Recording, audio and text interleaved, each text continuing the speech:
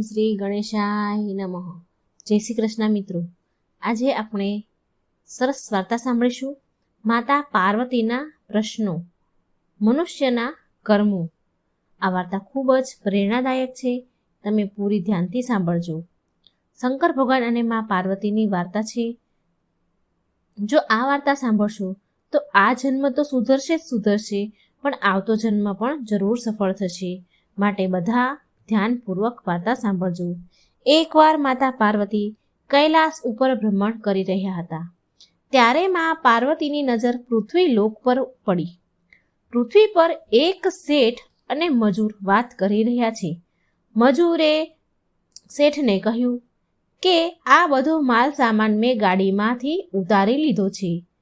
શેઠે કહ્યું, સારું, લે તારી આજની મજૂરી 200 રૂપિયા.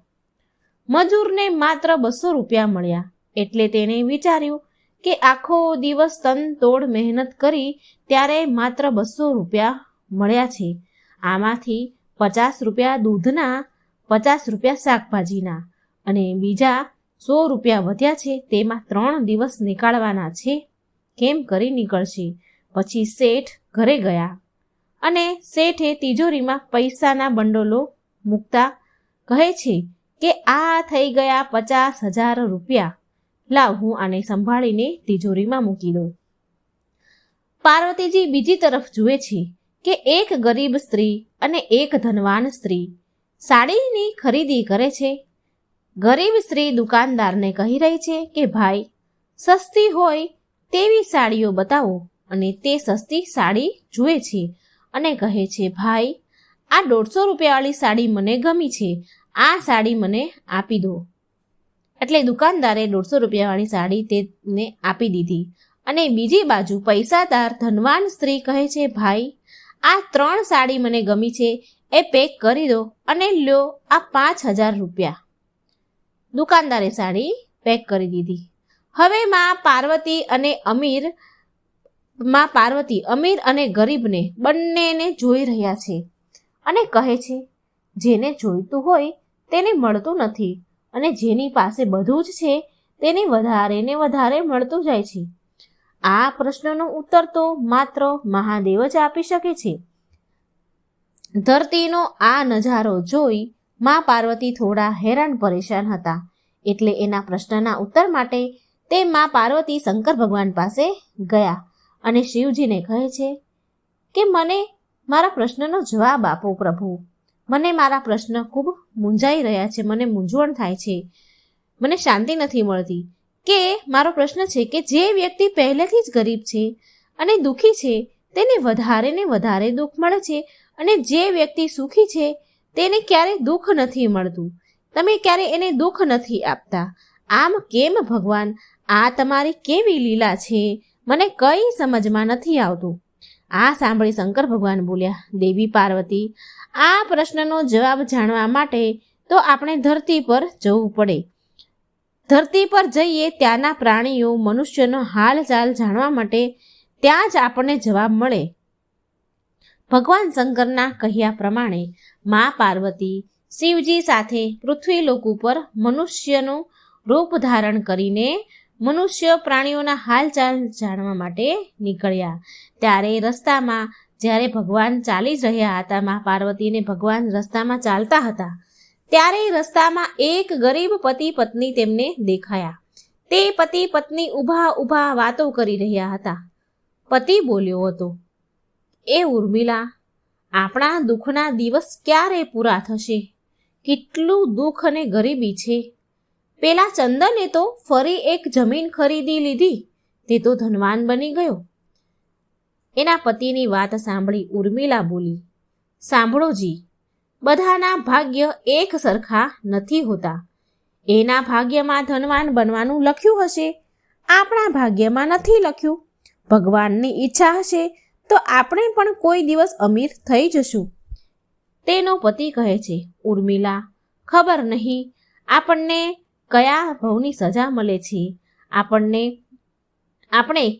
એવા તે કયા પાછલા જન્મમાં એવા કાર્ય કર્યા હશે, એવા કર્મ કર્યા હશે કે તેનું આ ખરાબ પાપ આપણે ભોગવી રહ્યા છે, આપણે ગરીબી ભોગવી રહ્યા છીએ, એવું કયું ખરાબ કાર્ય કર્યું હશે? આ ચર્ચા પતિ પત્ની વચ્ચે ચાલી રહી હતી. હવે તે ભગવાન અને માતા પાર્વતી આ બધું સાંભળી રહ્યા છે.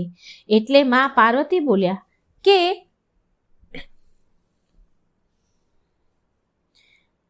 માં પાર્વતી ભોળાનાથને કહે છે કે ગરીબ પતિ પત્ની અમીર તમે બનાવી દો ને.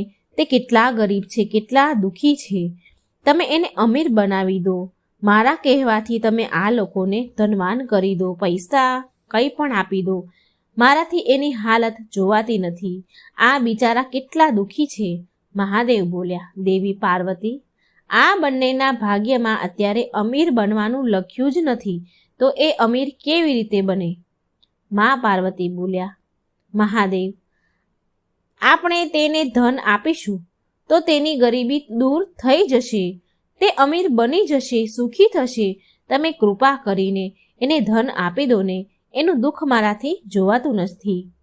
કૃપા કરી તેમની મદદ કરો પ્રભુ.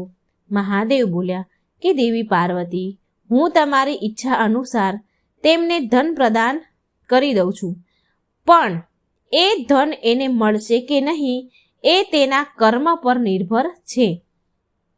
પાર્વતીજીના કહેવાથી મહાદેવે સોનાની ભરેલી એક પોટલી રસ્તામાં મૂકી દીધી, જે રસ્તા ઉપર તે ચાલ્યા આવતા હતા.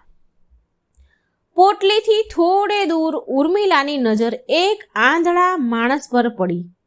ઉર્મિલા તેના પતિને આશ્વાસન આપતા સમજાવતા કહે છે એનો પતિ ગરીબીથી દુઃખી હતો, માટે ઉર્મિલા તેના પતિને સમજાવે છે, સાંભળો જી, આપણે તો માત્ર ગરીબ જ છીએ એટલે દુઃખી છીએ, પણ જુઓ તમે, પેલો સામે એક માણસ જાય છે, તે નેત્રહીન છે.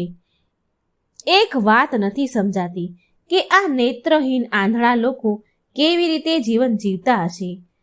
આપણું તો ક્યારેય નસીબ પલટાઈ પણ શકે છે, પણ એનું દુઃખ કેવું છે, એને તો આંખો નથી, આંખો વગર શું કરવાનું બધું. આમ ઉર્મિલા કહે છે. ઉર્મિલાનો પતિ બોલ્યો કે હા હો ઉર્મિલા, તારી વાત તો સાચી છે. આ બિચારાને બહુ મુશ્કેલી પડતી હશે, કેવી રીતે જીવતા હશે. ચાલો આપણે પણ એકવાર નેત્રહીન થઈ આંધળા બનીને ચાલવાની કોશિશ તો કરીએ, અને આપણે એ મહેસૂસ કરીએ કે આ લોકો કેવી રીતે જીવે છે. આમ વિચાર કરીને પછી આંખો બંધ કરીને બંને પતિ પત્ની હાથ પકડીને એકબીજાનો ચાલવા લાગ્યા. આંખો બંધ થતી અને ચાલતા હતા, એટલા માટે ભગવાને મૂકેલી સોના ભરેલી પોટલી એમને દેખાઈ નહીં અને રસ્તામાં જ બાજુમાં પડી રહી, અને એ બંને પોટલીની બાજુમાંથી નજીકથી જ નીકળી ગયા. ભગવાન શિવ બોલ્યા, જોયું ને દેવી પાર્વતી, આ ગરીબ પતિ પત્નીના ભાગ્યમાં અત્યારે ગરીબી જ લખી છે. આપણે થોડા દિવસ ધરતી પર રહીશું, અહીં આ મનુષ્યના રૂપમાં રહીને તમારા મનની બધી જ શંકાઓને હું દૂર કરવા માંગુ છું. ભગવાન શિવ અને દેવી પાર્વતીએ સાધારણ મનુષ્યનું રૂપ ધારણ કર્યું અને પતિ પત્નીના રૂપમાં એક ગામમાં રહેવા લાગ્યા. હવે સાંજનો સમય થયો એટલે દેવી પાર્વતીએ શિવજીને કહ્યું કે રસોઈની તૈયારી હવે હું શરૂ કરું. અહીં આ પૃથ્વી લોકમાં આવ્યા છીએ એટલે અહીંના નિયમોનું પાલન તો કરવું જ પડશે, માટે ભોજનની વ્યવસ્થા પણ કરવી પડશે. હું ચૂલો બનાવીને તૈયાર કરું છું, ત્યાં સુધી તમે ભોજન બનાવવાની સામગ્રી લઈ આવો. મા પાર્વતી ચૂલો બનાવવા માટે બહાર ગામમાં ઈંટો લેવા જાય છે. મા પાર્વતી કહે છે કે મારે ચૂલો બનાવવાની જરૂર છે, તો અહીં એક તૂટેલું મકાન છે, તેની તૂટેલી દિવાલ છે, એમાંથી ઈંટો લઈ લઉં, એનાથી મારો ચૂલો બનશે. મા પાર્વતીએ તે તૂટેલા મકાનમાંથી ઈંટો લઈ લીધી અને પછી ઘરે જઈને સરસ મજાનો ચૂલો બનાવી દીધો. પછી મહાદેવની વાટ જોઈને બેઠા હતા. એવામાં ભગવાન શંકર આવ્યા અને મા પાર્વતી બોલ્યા કે અરે તમે આવી ગયા, જુઓ મેં આ સરસ ચૂલો તૈયાર કરી દીધો છે. અરે તમે તો કંઈ લઈને કેમ નથી આવ્યા? તમે તો ખાલી હાથે આવ્યા છો સ્વામી, હવે ભોજન કેવી રીતે બનશે? મહાદેવ બોલ્યા કે દેવી પાર્વતી, હવે સામગ્રીની કોઈ જરૂર નથી, કારણ કે જે પ્રશ્નનો ઉત્તર તમે અહીં શોધવા આવ્યા હતા તે હવે તમને સ્વયં મળી ગયો છે. મા પાર્વતી કહે છે, હું કંઈ સમજી નહીં. મને મારા પ્રશ્નનો ઉત્તર મળી ગયો છે? એ કેવી રીતે? મને કંઈ સમજાયું નહીં. મહાદેવ બોલ્યા, દેવી પાર્વતી, તમે એ જાણવા માંગતા હતા ને કે આ પૃથ્વી પર ગરીબ લોકો કેમ વધારે ગરીબ થાય છે, દુઃખી થાય છે, અને અમીર લોકોને દુઃખ કેમ નથી મળતું? તો તમે એ જણાવો મને પહેલાં કે તમે આ ચૂલો બનાવવા માટે ઈંટો ક્યાંથી લાવ્યા? મા પાર્વતી બોલ્યા, પ્રભુ, આ ગામમાં કેટલાય એવા ઘર છે જેની સ્થિતિ સારી નથી, તૂટેલા ફૂટેલા ઘર છે. તો મેં એક તૂટેલું ઘર હતું, એમાં તૂટેલી દિવાલમાંથી ઈંટો નીકાળીને લઈ આવી. મહાદેવ બોલ્યા, આનો મતલબ એમ થયો દેવી પાર્વતી કે જે ઘર પહેલેથી જ ખરાબ અને તૂટેલું હતું તેને તમે વધારે ને વધારે ખરાબ કરી દીધું, જ્યારે તમે સારા ઘરની દિવાલમાંથી પણ ઈંટો લાવી શકતા હતા. મા પાર્વતી બોલ્યા, પ્રભુ, જે ઘર સારા અને સુંદર દેખાતા હતા તે ઘરના લોકોએ તેની દેખરેખ બહુ સારી રીતે રાખી હતી, માટે એ ઘર બહુ સુંદર હતા. એવા મને આ સુંદર ઘરને બગાડવાનું યોગ્ય ન લાગ્યું. મહાદેવ બોલ્યા, દેવી પાર્વતી, થોડા દિવસ પહેલાં જે તમે મને પ્રશ્ન પૂછ્યો હતો તેનો જવાબ આ છે. જે લોકોએ પોતાના જીવનને પોતાના સારા કર્મોથી સુંદર બનાવ્યા છે તેને દુઃખ કેવી રીતે પડે? આ સંસારમાં દરેક મનુષ્ય પોતાના કર્મનું જ ફળ મેળવે છે. બધાની પાસે બધું જ નથી હોતું. મનુષ્યના પાછલા જન્મનું કર્મ એમને આ જન્મમાં ભોગવવું પડે છે, અને જે તેના આ જન્મ અને આવનારા જન્મને સુખી બનાવવા માંગે છે તો તેમને પુણ્ય, દાન, ધર્મના કામ કરવા જોઈએ. એવા કામને કરતા રહેવું જોઈએ, સારા કર્મ કરતા રહેવું જોઈએ. ભગવાન શંકર પાર્વતીજીને કહી રહ્યા છે કે તમને યાદ છે તે દિવસે તમે એક નેત્રહીન વ્યક્તિને ચાલતા જતા જોયો હતો? મા પાર્વતી બોલ્યા, હા સ્વામી, મને યાદ છે. મહાદેવ બોલ્યા, જુઓ દેવી પાર્વતી, તેની પાસે ધન, દોલત, એશો આરામની કોઈ કમી નથી, પણ તેની આંખોનો ઈલાજ થઈ શકે તેમ નથી. આ તેના પાછલા જન્મના કર્મોનું ફળ ભોગવે છે. તે નેત્રહીન વ્યક્તિ એ એટલા માટે નેત્રહીન છે, તેને પાછલા જન્મમાં જાણી જોઈને એક નિર્દોષ વ્યક્તિની આંખો છીનવી લીધી હતી. આ માટે એ આ જન્મમાં નેત્રહીન બન્યો છે, અને એણે કઈ સારા પુણ્ય કામ કંઈ કર્યા હશે, માટે તેથી તે ધનવાન છે. મા પાર્વતીજી બોલ્યા કે એ બરાબર છે, ચાલો, પણ પેલા ગરીબ પતિ પત્ની સ્વામી?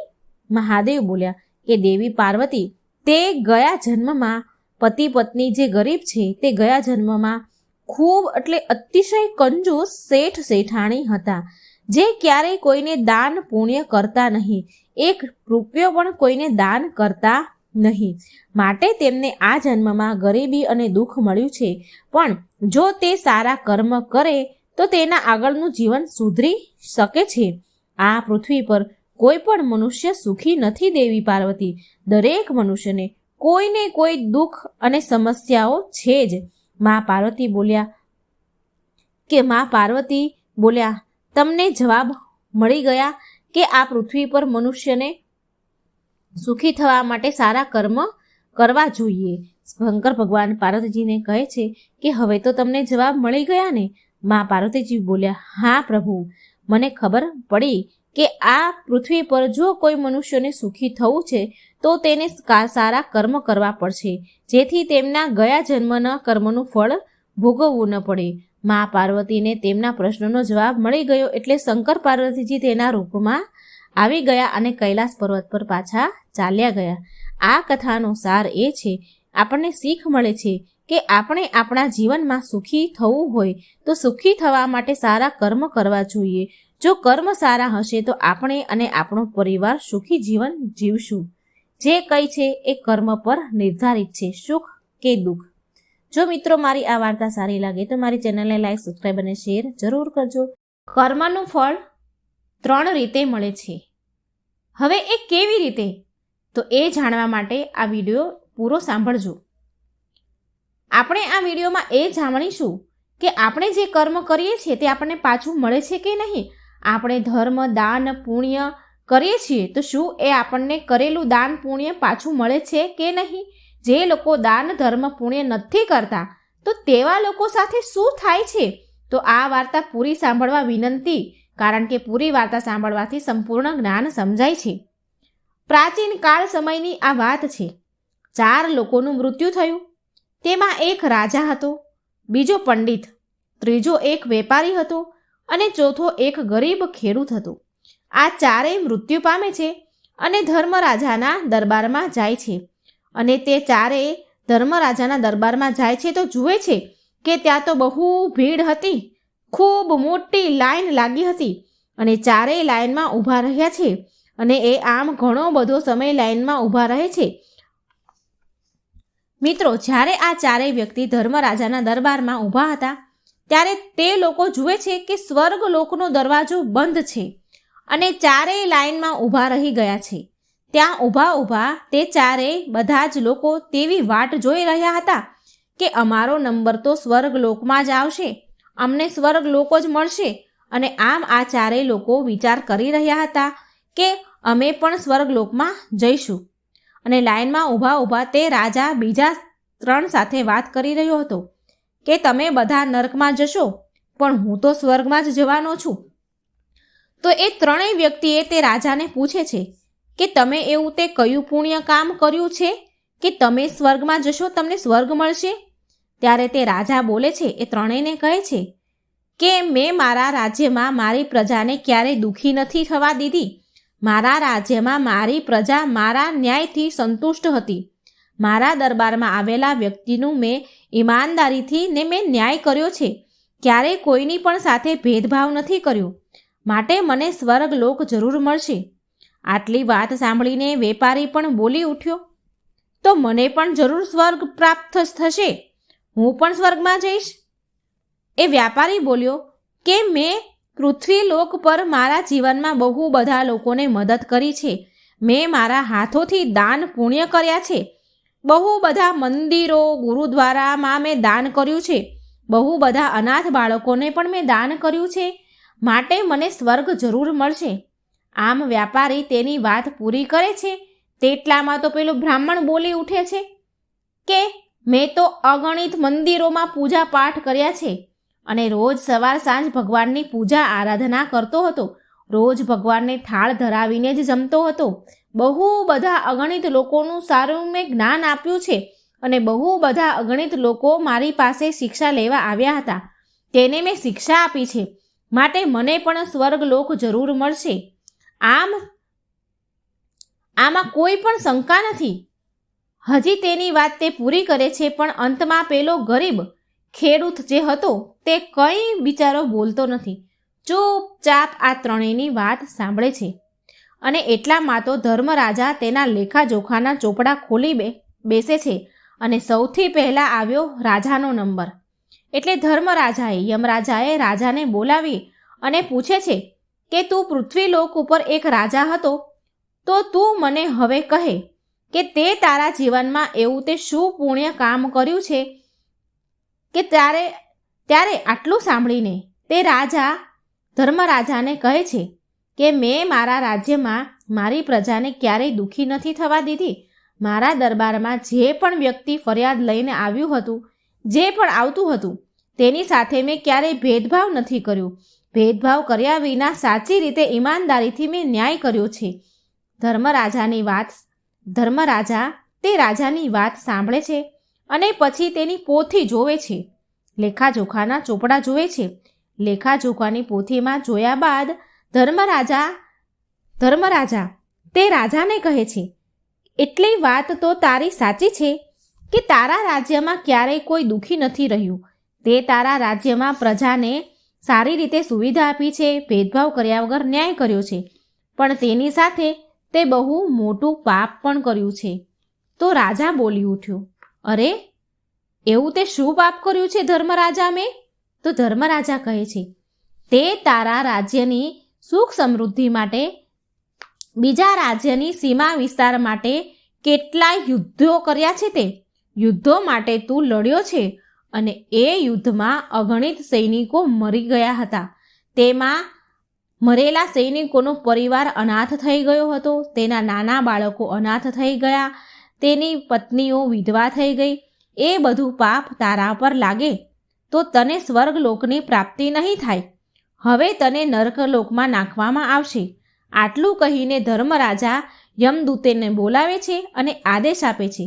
કહે છે કે આ રાજાને પકડીને નર્કમાં નાખો. એટલે યમદૂતો રાજાને પકડીને નર્કમાં નાખે છે. હવે બીજો નંબર આવ્યો પેલા વેપારીનો. ધર્મરાજાએ વેપારીને બોલાવ્યો અને વેપારીને પૂછે છે, હવે તું વેપારી મને એ કહે કે તે તારા જીવનમાં કયા કયા પુણ્ય કામ કર્યા છે જેના કારણે તને સ્વર્ગલોક મળે? ધર્મરાજાની વાત સાંભળી વેપારી કહે છે કે પ્રભુ, મેં મારા જીવનમાં પૃથ્વીલોક ઉપર અગણિત ધર્મના કાર્ય કર્યા છે. અગણિત અનાથ આશ્રમમાં મેં દાન કર્યું છે. અસહાય બાળકોની મેં સેવા કરી છે. બહુ ભિક્ષુક લોકોને મેં ભિક્ષા આપી છે. ઘણા મંદિરોમાં દાન પૂર્ણ કર્યા છે અને કેટલાય ભૂખ્યા લોકોને મેં ભોજન કરાવ્યું છે. એટલે પ્રભુ યમરાજા બોલ્યા. એ કહે છે, પ્રભુ, વેપારી કહે છે, મેં અગણિત દાન પુણ્ય કર્યા છે. મેં ધર્મના કાર્ય કર્યા છે. માટે ધર્મરાજા વેપારીને કહે છે. આટલી વાત સાંભળી બોલ્યા. તેમના લેખાજોખાની પોથી ખોલીને જુએ છે અને એ પોથીમાં વેપારીનું ખાતું જુએ છે. ઘણી વાર પોથી જુએ પછી ધર્મરાજા વેપારીને બોલે છે કે વેપારી, તારી વાત તો સાચી છે કે તે અગણિત દાન પુણ્ય ધર્મના કામ તો કર્યા છે, પણ સાથે સાથે તે તારા જીવનમાં બહુ મોટા અપરાધ અને પાપો પણ કર્યા છે. તો વેપારી ધર્મરાજાને કહે છે, પ્રભુ, મેં મારા જીવનમાં ક્યારેય કોઈ પાપ નથી કર્યું. શું પાપ છે તો મને કહો. તો ધર્મરાજાએ પોથીમાં જોઈને વેપારીને કહ્યું કે વેપારી, તું ધ્યાનથી સાંભળ કે તે ક્યાં અગણિત પાપ કર્યા છે. ધર્મરાજા કહે છે કે વેપારી, તે તો તારા જીવનમાં બહુ બધું ધન કમાયો છે. ધનને કમાવા માટે તે કેટલી વાર ન જાણે ખોટું બોલ્યો છે અને સાથે સાથે તે કેટલાય લોકોને દગો આપ્યો છે, છેતરપિંડી કરી છે અને કેટલી ચીજ વસ્તુની ભેળસેળ કરી મિલાવટ કરીને તે વસ્તુ વહેંચી છે અને તારી મિલાવટવાળી વસ્તુના ખાવાથી ન જાણે કેટલાય લોકોને અકાલ મૃત્યુ થયું છે. માટે તે પણ ઘનઘોર પાપ કર્યું છે. મોટા મોટા અપરાધ કર્યા છે. તારા પાપો ગુનાહો આગળ તારા દાન પુણ્ય નાના પડી ગયા છે, ઓછા પડી ગયા છે. માટે તને પણ સ્વર્ગલોકની પ્રાપ્તિ તો નહીં જ થાય. તને નર્કલોકમાં નાખવામાં આવશે. આટલું કહી યમદૂતને આદેશ આપે છે ધર્મરાજા કે આ વેપારીને નર્કલોકમાં નાખી આવો. યમદૂતો વેપારીને નર્કલોકમાં નાખવા જાય છે. પછી નંબર આવે છે પેલા બ્રાહ્મણનો. ધર્મરાજા બ્રાહ્મણને બોલાવે છે અને કહે છે કે ચાલો હવે તમે કહો, તમે તમારા જીવનમાં કયા કયા ધર્મના કાર્ય કર્યા છે તે મને કહો. ધર્મરાજાની વાત સાંભળી બ્રાહ્મણ બોલ્યો, હે પ્રભુ, મેં મારા જીવનમાં અગણિત લોકોને શિક્ષા આપી છે. મેં મારા જીવનમાં અગણિત મંદિરોમાં પૂજા પાઠ કર્યા છે. મેં મારા જીવનમાં ભગવાનને મારા હાથથી ધાળ ધરાવ્યા છે, જમાડ્યા છે. સવાર સાંજ રોજ હું એક પણ દિવસ એવો નથી કે મેં ભગવાનનું નામ નથી લીધું કે ભગવાનની પૂજા નથી કરી. મેં રોજ ભગવાનની પૂજા પાઠ કર્યા છે, પુણ્ય કર્યું છે. મેં મારા જીવનમાં ક્યારેય કોઈ દુષ્કર્મ નથી કર્યું. આટલું બ્રાહ્મણ ધર્મરાજાને કહે છે. એટલે બ્રાહ્મણની વાત સાંભળી ધર્મરાજા તેના લેખાજોખાની પોથી ખોલે છે અને બ્રાહ્મણનું ખાતું જોવે છે. ઘણી વાર તે પોથી જુએ છે અને થોડી વાર પછી ધર્મરાજા બ્રાહ્મણને બોલ્યા, હા બ્રાહ્મણ દેવ, હું માનું છું કે તમે મંદિરોમાં ઘણાય પૂજા પાઠ કર્યા છે. ઘણા લોકોને તમે શિક્ષા પણ આપી છે. ઘણા લોકોને તમે જ્ઞાનની વાતો પણ કહી છે અને ભગવાનને તમારા હાથે ભોગ પણ લગાવ્યા છે. આ વાત તો તમારી સાચી છે, પણ જે જ્ઞાન તમે લોકોને આપ્યું ને તેના પર તમે પોતે ક્યારેય અમલ નથી કર્યું. જે શિક્ષા તમે લોકોને આપી છે ને તેના પર તમે ક્યારેય પોતે અમલ નથી કર્યો. તો તમે સૌથી મોટા પાપના ભાગીદાર છો. તમે હંમેશા બીજા લોકોને જ્ઞાન આપ્યું પણ તમે પોતે તે વાત પર અમલ ન કર્યો, તમારા જીવનમાં ના ઉતારી, માટે તમે પાપના ભાગીદાર છો. તો તમને પણ નર્ક મળશે. ધર્મરાજા તેના યમદૂતોને આદેશ આપે છે કે આને નર્કમાં ફેંકી આવો. યમદૂતો બ્રાહ્મણને ઉપાડી નર્કમાં ધકેલી દે છે. અને મિત્રો, છેલ્લે નંબર આવે છે પેલા ગરીબ ખેડૂતનો. ધર્મરાજા ગરીબ ખેડૂતને પૂછે છે કે હવે તું મને કહે કે તારા જીવનમાં તે કયા કયા પુણ્યના ધર્મના કાર્ય કર્યા છે. તો તે ગરીબ ખેડૂત ધર્મરાજાને પહેલેથી જ કહેવા લાગ્યો કે પ્રભુ, તમે મને નર્કલોકમાં જ નાખી દો. પણ તેની પહેલાં મને એકવાર સ્વર્ગલોકના દર્શન કરાવી દો. હું બહારથી જ દર્શન કરીને સીધો નર્કમાં ચાલ્યો જઈશ. તો ધર્મરાજા બોલી ઉઠ્યા કે મેં તને એ નથી પૂછ્યું કે તું નર્કમાં જઈશ કે સ્વર્ગમાં? મેં તને પૂછ્યું છે કે તારા જીવનમાં તે કયા પુણ્ય દાન ધર્મ કર્યા છે તે મને કહે. તો પેલો ગરીબ ખેડૂત કહેવા લાગ્યો કે મેં મારા જીવનમાં એવું કોઈ ધર્મનું કાર્ય નથી કર્યું. હું એક ગરીબ માણસ હતો. મારા ગરીબ ઘરમાં હું જન્મ્યો છું. હું એક ગરીબ ઘરમાં મેં જન્મ લીધો છે અને ગરીબીમાં જૂજતા જ મારું જીવન પસાર થયું છે. હું રોજ સવારે મજૂરી કરવા ઘરેથી જતો અને સાંજે ઘરે આવતો હતો. મજૂરીમાંથી જે પૈસા મને મળતા હતા ને તેમાંથી તો બહુ મુશ્કેલીથી મારા પરિવારનું ભરણ પોષણ થતું હતું. માંડ 2 ટાઈમનું જમવાનું મળતું હતું. ક્યારેક તો ભૂખ્યા પણ રહેવું પડતું હતું. માટે પ્રભુ, ના તો મારી પાસે ક્યારેય દાન કરવા માટે ધન ભેગું થયું અને ના ક્યારેય મેં કોઈ દિવસ દાન પુણ્ય કર્યું. મેં મારા જીવનમાં જેટલું કમાયું તે મારા પરિવારના પાલન પોષણ માટે ઓછું પડી ગયું હતું. એટલે મારાથી કોઈ દાન પુણ્ય નથી થયું. અને જો કોઈ વાર મારી પાસે સમય રહેતો તો તે સમયમાં મારા માતા પિતાની સેવા કરતો હતો. બસ પ્રભુ, મેં આના સિવાય કોઈ પુણ્યનું કાર્ય નથી કર્યું. મેં કોઈ ધર્મનું કાર્ય નથી કર્યું. આટલી ખેડૂતની વાત સાંભળી ધર્મરાજાએ તેના લેખાજોખાની પોથી ખોલી અને જોયું. ખેડૂતનું ખાતું જોયું, ઘણી વાર જોયું અને પછી બોલ્યા. પોથી જોયા બાદ ધર્મરાજા હસવા લાગ્યા અને ગરીબ ખેડૂતને કહે છે કે તું યાદ કર, તે તારા જીવનમાં કયું પુણ્યનું કાર્ય કર્યું છે? તો ખેડૂત ધર્મરાજાને ફરી કહે છે, હે પ્રભુ, મેં તો કહ્યું તો ખરી, મેં ક્યારેય કોઈ પુણ્યનું કાર્ય નથી કર્યું. મને એટલો સમય જ ન મળતો કે હું કોઈ ધર્મનું કાર્ય કરું કે મારી પાસે ના એટલું ધન હતું કે હું કોઈ દાન કરું. ધર્મરાજા ખેડૂતને કહે છે કે તે માત્ર જીવનમાં એક જ પુણ્યનું કામ કર્યું હતું અને તે સાચા દિલથી, સાચી લગ્નથી, સાચા મનથી, આત્માથી કર્યું હતું. ધર્મરાજા કહે છે, તું યાદ કર, ઘણા વર્ષો પહેલાંની વાત છે કે તું બહુ ભૂખ્યો હતો. તારો પરિવારવાળા પણ બહુ ભૂખ્યા હતા અને તે સમયે તારી પાસે એક ભિક્ષુક આવ્યો હતો. એક કૂતરો પણ આવ્યો હતો. તે બંને ભૂખ્યા હતા. તેને ભૂખ્યા જોઈને તે તારા ભાગનું ભોજન અને તારા પરિવારવાળાના ભાગનું ભોજન હતું તે ભોજન તે ભિક્ષુકને અને કૂતરાને ખવડાવી દીધું હતું અને તું અને તારો પરિવાર ભૂખ્યો જ સૂઈ ગયા હતા. ધર્મરાજાની વાત સાંભળીને ગરીબ ખેડૂતને તે વાત યાદ આવી જાય છે અને કહે છે, હા પ્રભુ, મેં એકવાર આવું કર્યું હતું. એના પછી મેં કોઈ પુણ્યનું કામ નથી કર્યું. એટલે ધર્મરાજા કહે છે કે તે એક જ વાર પણ પુણ્યનું કામ કર્યું છે અને એ પણ પૂરી આત્માથી, સાચા મનથી, શ્રદ્ધાથી કર્યું છે. એના માટે તારા ખાતામાં પુણ્ય જમા થયું છે. આટલું કહી ધર્મરાજા યમદૂતોને આદેશ આપે છે કે આ ખેડૂતને સન્માન સહિત વાજતે ગાજતે સ્વર્ગલોકમાં મોકલો. અને યમદૂતો વાજતે ગાજતે પૂરા મનથી, સન્માનથી ખેડૂતને સ્વર્ગલોકમાં મૂકવા જાય છે. મિત્રો, આ હોય છે કર્મનું ફળ. આપણે જેવું કરીએ છીએ તેવું ભોગવવું પડે છે.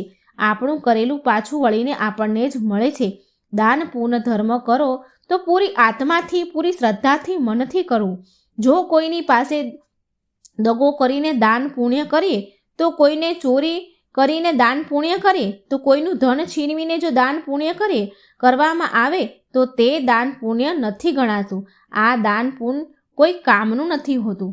પોતાની મહેનતથી, સચ્ચાઈથી કોઈ એકવાર ભલે દાન પુણ્ય કરે, પણ પૂરી શ્રદ્ધાથી, પૂરી આત્માથી, સાચા મનથી એકવાર કરેલું દાન પણ ખાતામાં જમા થઈ જાય છે. તેનું ફળ મળે છે.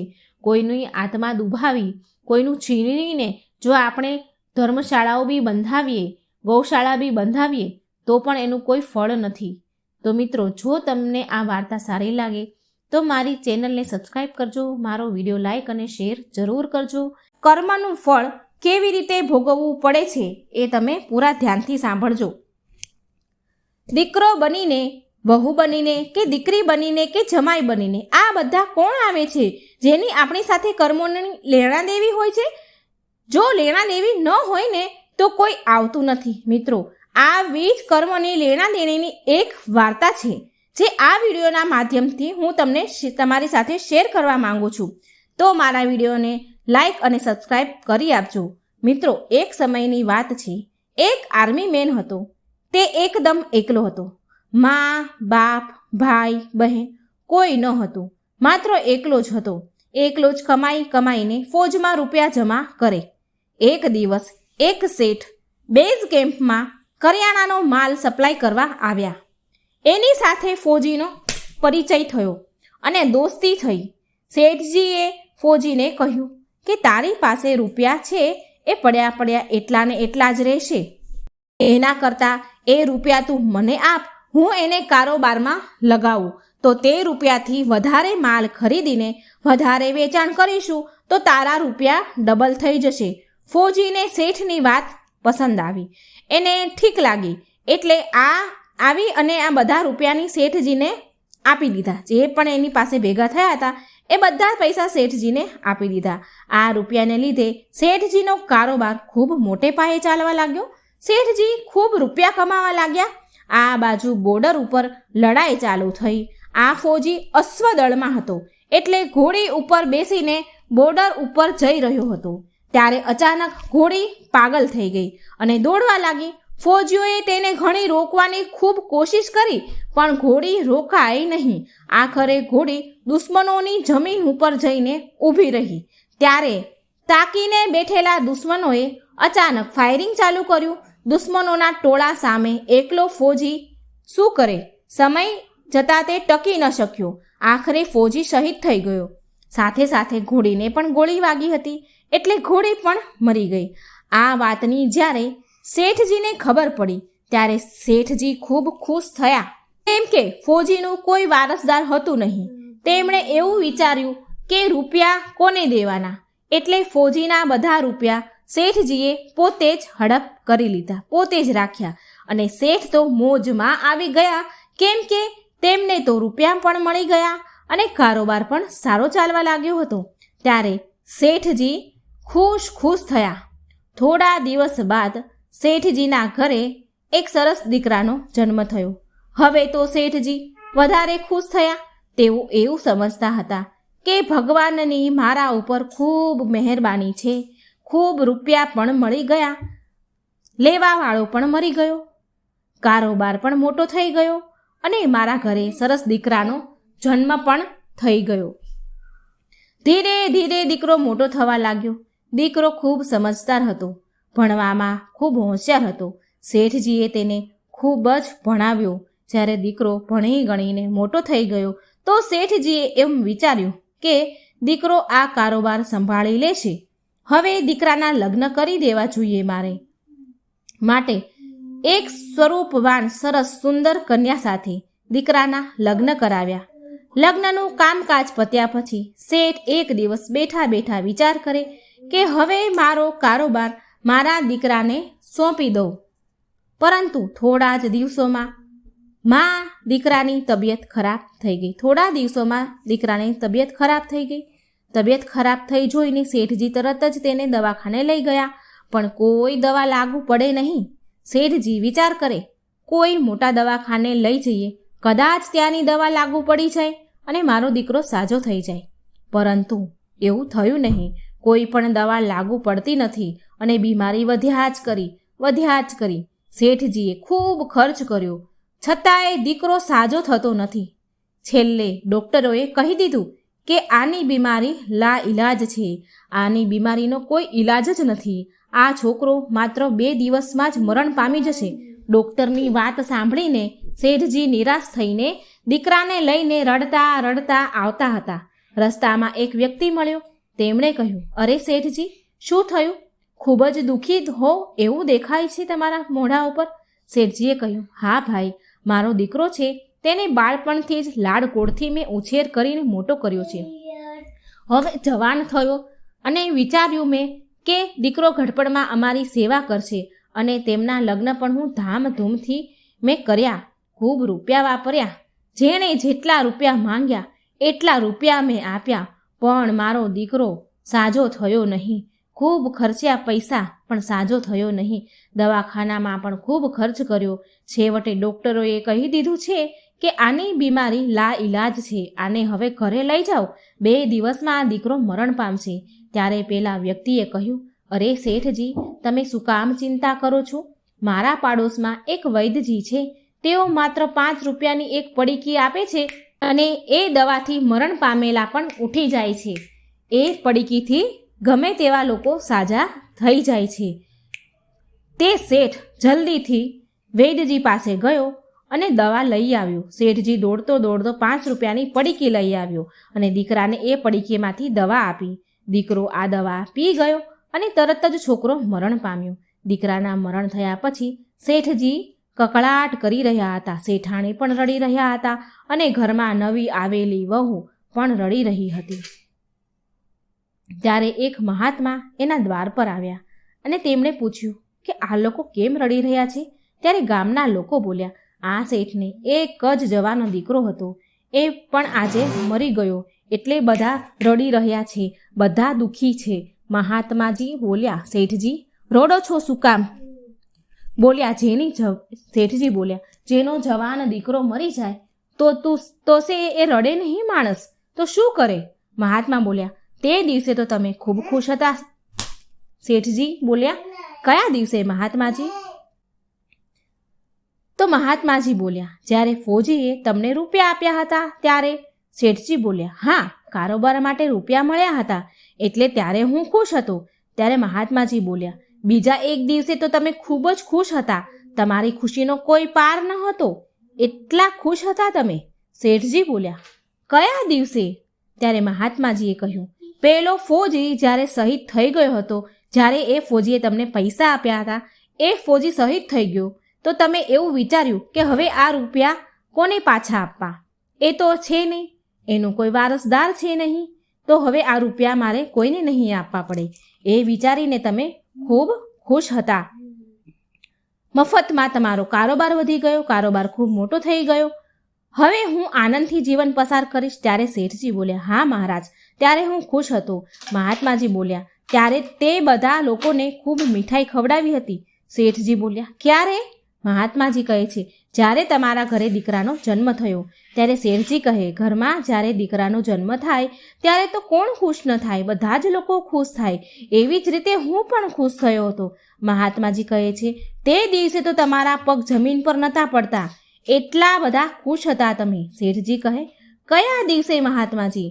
મહાત્માજી કહે છે, જ્યારે તમારા દીકરાના લગ્ન હતા અને જાન લઈને જતા હતા. ત્યારે શેઠજી બોલ્યા, અરે મહાત્માજી, જ્યારે દીકરાની જાન લઈને જતા હોય ત્યારે તો દરેક બાપ ખુશ હોય ને, કોણ ખુશ ન થાય પોતાના દીકરાના લગ્નમાં?